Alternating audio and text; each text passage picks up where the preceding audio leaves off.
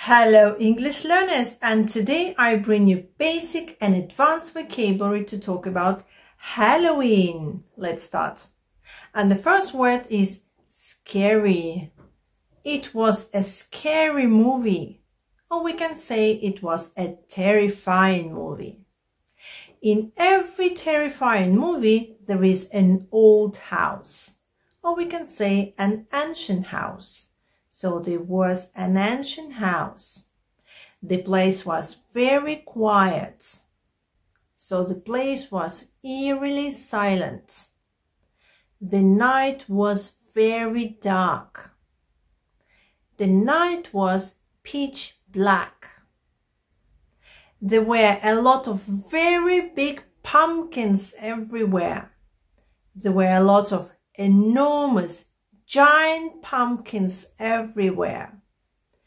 And there was a lady who looked like a witch. She resembled an enchantress. There was a ghost. The ghost was very clear. The ghost was unmistakable, but actually it was a costume. The costume was very creepy. The costume was spine-chilling. The story was very strange but exciting. The story was bizarre but thrilling.